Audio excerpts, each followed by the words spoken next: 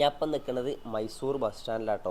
മൈസൂരിൽ നിന്ന് super fast KSRTC ബസ്സിൽ സുൽത്താൻ ബത്തേരിക്ക് ഒരു യാത്ര. അതാണ് ഇന്നത്തെ യാത്ര വിശദീകരണമായിട്ടുള്ളത് കേട്ടോ. അപ്പോൾ യാത്രയിൽ പോകാൻ പോകുന്നത് 2 ഫോറസ്റ്റിനുള്ളിൽ കൂടിയാണ് യാത്ര ചെയ്യാൻ പോണത്.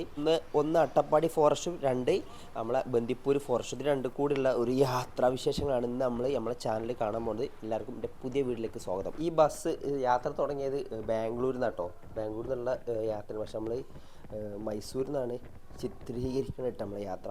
നമ്മൾ പോണ റൂട്ട് എന്ന് പറഞ്ഞാൽ മൈസൂർ സൂപ്പർ ഫാസ്റ്റ് ഹൈവേ കൂടെ പോണത്. നമ്മൾ കുറേ ലാഗ് ഉണ്ടായിരുന്നു, കുറേ ഒക്കെ കട്ട് ചെയ്ത് ഒഴിവാക്കിയാണ്. എൻ്റെ ഓർമ്മ ശരിയാണെന്നുണ്ടെങ്കിൽ ബാംഗ്ലൂരിൽ നിന്ന് പുറപ്പെട്ടിട്ട് നമ്മൾ മുത്തങ്ങ ഫോറസ്റ്റ് എത്രേൻ്റെ ഇടയിലായിട്ട് ടോട്ടലി 3 ടൂൾ ബോത്തുകളാണുള്ളത് കേട്ടോ. എൻ്റെ ഓർമ്മ ശരിയാ, കറക്റ്റ് എനിക്ക് ഓർമ്മയില്ല. ഇതിൽ ലാസ്റ്റത്താണിത്. ഇവിടുന്ന് ഒരു ടോൾ ഉണ്ട്. ഇവിടുന്ന് നമുക്ക് KSRTCൻ്റെ ബസ്സിനൊക്കെ 95 റുപ്പീസാണ് തോന്നുന്നു കേട്ടോ. കറക്റ്റ് എനിക്കറിയില്ല. എല്ലാ പ്രൈസ് ലിസ്റ്റും ഇവിടെ മെൻഷൻ ചെയ്ത് വെച്ചിട്ടുണ്ട് കേട്ടോ. ഓരോന്നിൻ്റെ എന്താണ് ചാർജ് കാര്യങ്ങളൊക്കെ. എന്തായാലും അടിപൊളി നല്ല രീതിയിൽ മെയിൻറ്റെയിൻസ് ചെയ്ത് പോകുന്ന ഒരു ഹൈവേ കൂടി ഇട്ടത്. നമ്മളെ KSRTC കർണാടക RTCൻ്റെ സാരഥി പറഞ്ഞ ബസ് കേട്ടോ. നമ്മൾ ലെഫ്റ്റ് സൈഡ് കൂടി ഇപ്പോൾ കടന്നു പോകുന്നത് അതിൻ്റെ ഒരു യാത്ര നമ്മൾ ചെയ്തിട്ടുണ്ട്. ഞാൻ ലിങ്ക് താഴെ കൊടുക്കാം, നിങ്ങളെല്ലാവരും വീഡിയോ വാച്ച് ചെയ്യണം കേട്ടോ. ഇത് ഇവിടുന്ന് കണ്ടിഞ്ഞ് ഗുണ്ടൽപേട്ടിൻ്റെ ആണ്ടെത്താനായി കേട്ടോ. ഏകദേശം നമ്മൾ യാത്ര തുടങ്ങിയിട്ട് 2 മണിക്കൂർ കഴിഞ്ഞ് 2.5 മണിക്കൂറോളം അയക്കണം കേട്ടോ. അപ്പോഴാണ് ഫസ്റ്റ് ടോൾ കിട്ടിയത്, ലാസ്റ്റ് ടോൾ കിട്ടിയത്. ഇവിടുന്ന് പിന്നെ ഒരു കുറച്ച് ഗ്രാമീണ കാഴ്ചകളും പ്രകൃതിയോടെ ഇറങ്ങിയ കാഴ്ചകളൊക്കെ കണ്ടിട്ടുണ്ട്. ഞാൻ 3 പ്രാവശ്യം ഇവിടുന്ന് യാത്ര ചെയ്തിട്ടാണ് ഈ റൂട്ട് കൂടി. പക്ഷേ 3 പ്രാവശ്യവും നമ്മൾ കേരളത്തിൽ നിന്ന് കർണാടകയ്ക്കാണ് യാത്ര ചെയ്തിട്ട് പോയിട്ടുള്ളത്. പക്ഷേ ഇതിപ്പോൾ ആദ്യമാണ് കർണാടകയിൽ നമ്മൾ കേരളത്തിൽ യാത്ര ചെയ്യാൻ കേട്ടോ. ഇതിന് മുന്നൊക്കെ യാത്ര ചെയ്ത ടൈമിൽ ഈ ലെഫ്റ്റ് സൈഡിലും റൈറ്റ് സൈഡിലൊക്കെ ഒരുപാട് പൂക്കൃഷി കാര്യങ്ങളൊക്കെ ഉണ്ടായിരുന്നു. ഇപ്പം നേരെ ഇത് മാറിയിട്ട് അവർ മറ്റ് കൃഷിക്ക് മാറിയിരുന്നു. പക്ഷെ എന്നാലും കുറച്ചൊക്കെ പൂക്കൃഷി 2 സൈഡിലും കാണട്ടെ. അതിന് മുന്നേ നമ്മൾ യാത്ര ചെയ്യുമ്പോൾ നല്ല ഒരുപാട് കൃഷികൾ സൂര്യകാന്തി തോട്ടമൊക്കെ നമ്മൾ വീഡിയോയിൽ കണ്ടിട്ടുണ്ട്. അത്ര ഒന്നും ഇപ്പം ഇല്ല കേട്ടോ. കണ്ട നമ്മൾ ഈ സൈഡിൽ കാണാത്തൊക്കെ പൂക്കൾ ഹാർവെസ്റ്റിങ് കഴിഞ്ഞ് പോയ പൂക്കളെ തൈകളും കാര്യങ്ങളൊക്കെ കേട്ടോ. കാരണം ഓൾറെഡി കഴിഞ്ഞ് അവിടെ ഉണങ്ങാനായിട്ടുണ്ട്. സീസൺ കഴിഞ്ഞ് അടുത്ത സീസണിന് വേണ്ടി ഒരു വിത്തിടുന്ന കുറേ സ്ഥലങ്ങളൊക്കെ കാണാം. പിന്നെ നമ്മൾ ഗുണ്ടൽപേട്ട് നമ്മൾ ആൾട്ടയും ഇവിടെ ഫുഡ് കഴിക്കാനുള്ള ടൈംസ് ഉണ്ട് കേട്ടോ. ഏകദേശം നമുക്കൊരു 15 to 20 മിനിറ്റ് ഇവിടെ കിട്ടും. അത്യാവശ്യം വൃത്തിയുള്ളൊരു ഹോട്ടലാണ്. പക്ഷേ ഞാൻ കഴിച്ച ബിരിയാണിയാണ്. 2 പ്രാവശ്യം നമ്മൾ യാത്ര ചെയ്ത ടൈമിലും നമ്മൾ ഇവിടുന്ന് സാധാ ചോറ് കഴിച്ചിട്ടുണ്ട്. ഇപ്രാവശ്യം ഞാൻ ബിരിയാണി കഴിച്ച് സംഗതി പെട്ട്. ബിരിയാണി 150 രൂപ. നിങ്ങൾ വരികയാണെങ്കിൽ സാധാ ചോറാണ് ഏറ്റവും നല്ലത്. ബിരിയാണി അത്ര ടേസ്റ്റ് ഇല്ല, കുറച്ച് തണുത്തിട്ടുണ്ടായിരുന്നു. നിങ്ങൾ വന്ന ടൈം ഏകദേശം ഒരു 3:30 ആയിട്ടുണ്ട് എത്തുമ്പോൾ, അതുകൊണ്ടാവും എന്ന് വിചാരിക്കുക. പിന്നെ വീണ്ടും യാത്ര ഇതേപോലെ നല്ല അടിപൊളി ഫ്രെയിംസ് കാര്യങ്ങളൊക്കെ കിട്ടും. ലെഫ്റ്റ് സൈഡിലും റൈറ്റ് സൈഡിൽ നിൽക്കുന്ന ലെഫ്റ്റ് സൈഡിലിരുന്ന് പക്ഷേ നല്ല രസമുണ്ടായത് കാണാൻ. ചൂട് അധികം ഇല്ല ടൈമിലായതുകൊണ്ട് കേട്ടോ. നമുക്ക് യാത്ര ആസ്വദിച്ച് പോകാൻ പറ്റും. ഇത് കൃഷികൾക്ക് വേണ്ടിയിട്ടുള്ള പ്ലാനിങ്ങും കാര്യങ്ങളൊക്കെ ഉണ്ട് തോന്നുന്നു കേട്ടോ. മണ്ണ് കുയ്തു മറിച്ച് കുറേ സ്ഥലങ്ങളുണ്ട്. ഈ ടൈമിൽ യാത്ര ചെയ്താൽ അധികം ചൂട് കുറവാകും കേട്ടോ. അതുകൊണ്ട് നമുക്ക് യാത്ര അത്ര ഡിസ്റ്റർബായി തോന്നില്ല. അത് കണ്ടാൽ പുതിയ എന്തോ വിത്തിട്ടത് മുളച്ച് എനിക്ക് സാധനം അറിയില്ല, അത്ര എടുത്തു നോക്കിയാൽ അറിയുള്ളൂ കേട്ടോ.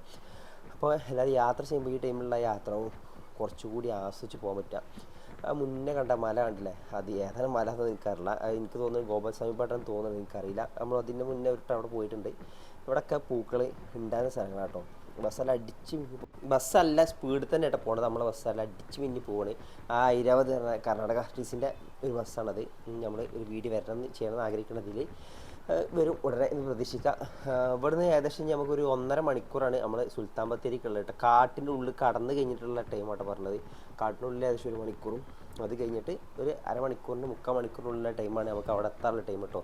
ഈ പൂക്കളൊക്കെ എടുത്തു കഴിഞ്ഞാലും ഇതേപോലെ നിൽക്കുന്ന കുറേ കാഴ്ചകൾ വീണ്ടും നമുക്ക് കാണാൻ പറ്റിയിട്ട് യാത്രയിൽ.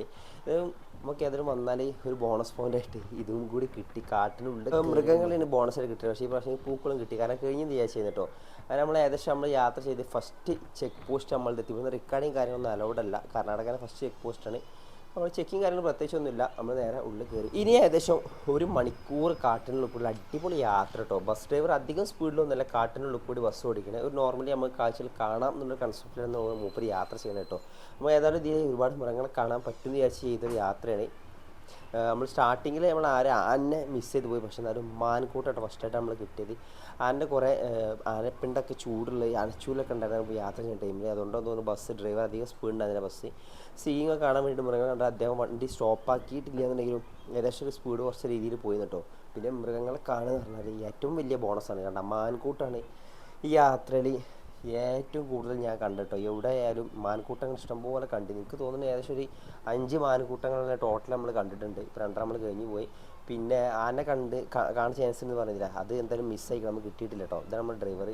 ഞാൻ ബാക്ക് സീറ്റിലിരുന്നു, അതുകൊണ്ട് എനിക്ക് വല്ലാതെ വിഷ്വൽസ് അത്ര ക്വാളിറ്റിയിൽ എടുക്കാൻ പറ്റിയില്ല കേട്ടോ. ഈ സൈഡിൽ നിന്നുള്ള വിഷ്വൽ മാത്രമേ ഉള്ളൂ. ബസ് ഫുള്ളായിരുന്നു കേട്ടോ. പിന്നെ നമ്മൾ വന്ന ടൈമിൽ രാവിലെ നല്ല മഴയായിരുന്നു. പക്ഷെ അതുകൊണ്ട് തന്നെ മൃഗങ്ങളെ കാണാൻ പറ്റിയ ടൈം ആയതുകൊണ്ട് കേട്ടോ. കാരണം ഈ ടൈമിൽ മഴ ഉണ്ടെന്നുണ്ടെങ്കിൽ മൃഗങ്ങൾ ഉള്ളിലേക്ക് വലിയും, കാട്ടിനുള്ളിലേക്ക് പോകുന്ന പറഞ്ഞത്. അതിന് മുന്നേ നമ്മൾ യാത്ര ചെയ്യുമ്പോൾ ഡ്രൈവർ പറഞ്ഞത് അങ്ങനെ എനിക്ക് അറിവ് കിട്ടി കേട്ടോ. ഇവിടെ ഫോറസ്റ്റിൻ്റെ ചെക്കിങ് ഓഫീസും കാര്യങ്ങളൊക്കെ ഉണ്ട്. നമ്മളിതും കർണാടകൻ്റെ ആർട്ടിസിൻ്റെ അല്ല, കർണാടകൻ്റെ കഴിഞ്ഞിട്ട് നമ്മൾ കേരളത്തിൻ്റെ ബോർഡർ കടക്കാൻ പോകട്ടോ. ഇത് ഇവരെ ഡിപ്പാർട്ട്മെൻറ്റ് മീൻസ് ഇവിടുത്തെ ട്രൈബ്സാണ് ഇവിടെ താമസിക്കുന്നത് കേട്ടോ. അവരിതും പിന്നെ ഓഫീസിൻ്റെ ഒക്കെ റൂംസും കാര്യങ്ങളൊക്കെയാണ് സൈഡിലുള്ളത്. നിങ്ങൾ യാത്രയിൽ വന്നാലും മാനിനെ കാണാൻ എന്തായാലും പറ്റും കേട്ടോ. മാൻ എന്താ പിന്നെയും വന്ന് നമ്മളെ മുന്നിൽ. പിന്നെ ഈ യാത്രയിൽ ആദ്യമായിട്ടാണ് ഈ ഒരു ആശാനെ കാണുന്നത് കേട്ടോ. ഇതിന് മുന്നത്തെ യാത്രയിൽ കണ്ടിരുന്നു, പക്ഷെ നമ്മുടെ ഫ്രെയിമിൽ ആദ്യമായിട്ടാണ് പെട്ടത്. പിന്നെ ഈ യാത്രയിൽ കണ്ടത് മാനാന്ന് പറഞ്ഞിരുന്നല്ലോ. ഇതിന് മുന്നേ നമ്മൾ പോയത് പറമ്പിൽ കൂടെ പോയത് ഇതേപോലെ കണ്ടത് ഫുള്ള് മയിലായിരുന്നു കേട്ടോ. ഫുള്ള് മയിലായിരുന്നു ആ യാത്ര കണ്ടത്. അവിടെ വലിയൊരു മാൻകൂട്ടം കണ്ടില്ലേ. ഇനി ഇവിടുന്ന് അങ്ങോട്ട് ഏകദേശം കാട് കഴിയാനായി കണ്ടു. ഏകദേശം ഒരു 10 മിനിറ്റ് ഇവിടെ യാത്ര ഉണ്ടാവുള്ളൂ. ചെക്ക് പോസ്റ്റ് എത്തും. നമ്മൾ മുത്തങ്ങ ഫോറസ്റ്റ് കൂടി ഇപ്പോൾ യാത്ര ചെയ്യുന്നത് കേരളത്തിലാണ്. പക്ഷേ നിങ്ങൾ വരികയാണെന്നുണ്ടെങ്കിൽ 2 കാര്യം ശ്രദ്ധിക്കണം. ഒന്ന്, ആൽക്കഹോൾ നമ്മൾ കേരളത്തിൽ നിരോധിച്ച സാധനങ്ങളൊന്നും ഇങ്ങോട്ട് കൊണ്ടുവരാൻ പാടില്ല. കർണാടകയിൽ ആലോടോ, പക്ഷേ കേരളത്തിൽ നിരോധിച്ച കുറേ സാധനങ്ങളുണ്ട്.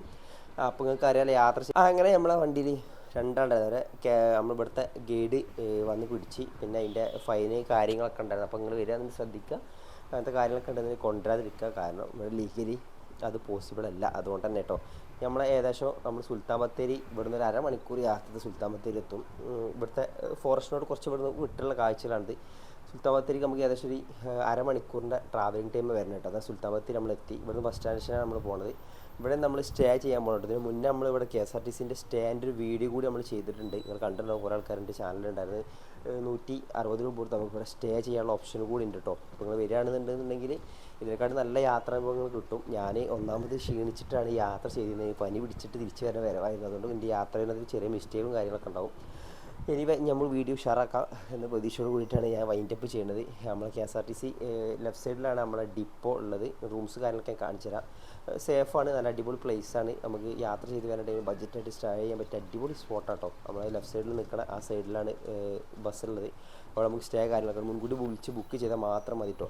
പുറത്ത് നമ്മൾ റൂം എടുക്കാൻ എന്തായാലും 1000-500 രൂപ മിനിമം ആകും. ഇതാകുമ്പോൾ 160 രൂപയ്ക്ക് പരിപാടിയൊക്കെ കഴിച്ച് രാവിലെ സുഖമായിട്ട് പോകാം. 5:30 ചെക്ക് ടൈം. ഇതിന് മുന്നിലാട്ടോ നമ്മളെ സ്റ്റേ ഉള്ളത്.